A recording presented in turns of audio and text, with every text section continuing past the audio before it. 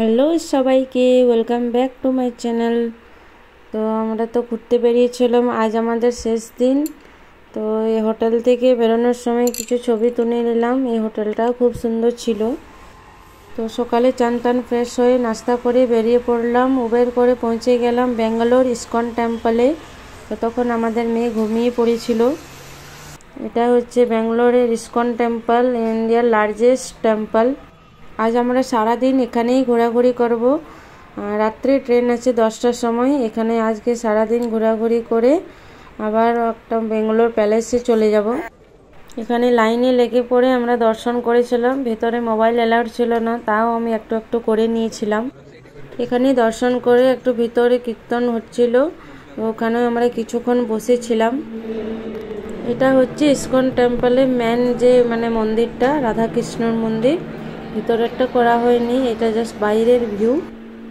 বাইরে খুব সুন্দর ভিউ ছিল। এখানে আমরা বাইরে ছবি তুলে নিলাম কিছু। এখানেও ভিড় ভালোই হয়েছিল। এখানে দর্শন করে প্রায় ছবি তুলতে অনেকটা দেরি হয়ে গেছিলো, খুব খিদে পেয়ে গেছিলো। তো এখানেরই একটা ক্যান্টিন ছিল, সেখানে দেখলাম যে রসমলাই পাওয়া যাচ্ছে। তো আমাদের বাঙালি হয়ে মিষ্টি দেখে আমাদের তো খুব লোভ পেয়ে গেছিলো। তো এই মিষ্টি কিনে নিলাম। একটা মিষ্টির প্রায় 50 টাকা। তো যাই হোক, ঘুরতে ঘুরতে যে আমরা মিষ্টি পেয়েছি ওটাই আমাদের অনেক বড় ব্যাপার। তারপর ওখানে খেয়ে নিয়ে চলে গেলাম প্রসাদ নিতে। এখানে প্রসাদ দিচ্ছিল, খিচুড়ি প্রসাদ। ওটাও একটু করে নিয়ে খেয়ে নিলাম। প্রসাদ নিয়ে পরে এখানে বসার খুব ভালো ব্যবস্থা ছিল। দেখতে পাচ্ছ কত লোক আছে এখানে। তো এখানে প্রসাদ খেয়ে নিয়ে আমরা চলে গেলাম আবার দুপুরের খাবার খেতে। একটা হোটেল ছিল বাইরে, তো বাইরেই খেয়ে নিলাম। তো এখানে খাওয়া দাওয়া করে নিয়ে আমরা আবার চলে যাব ব্যাঙ্গালোর প্যালেসে।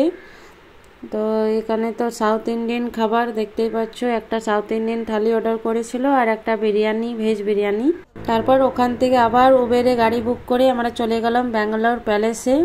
খুব সুন্দর ভিউটা ছিল বাইরে, প্যালেসের বাইরে। তো এখানে আমরা ভিতরেও গিয়েছিলাম। খুব বেশি এখানে টিকিটের দাম, প্রায় একজনের 300 টাকা। তো যাই হোক, যখন এসেছি তো ভিতরে না গেলে তো হবে না। বাইরে এত সুন্দর ভিউটা দেখে নেওয়ার পর আমরা চলে গেলাম এবার ভিতরে।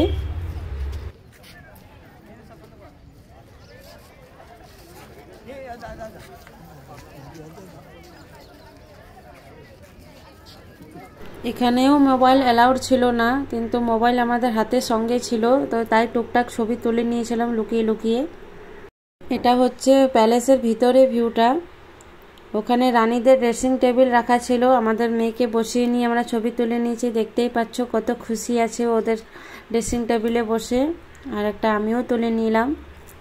ওর ভিতরে ঘোরাঘুরি করে নেওয়ার পর চলে গেলাম আমরা বাইরে। বাইরেও খুব সুন্দর পার্কের মতন করা ছিল, ওখানেও অনেক ছবি তুলে নিলাম আমরা।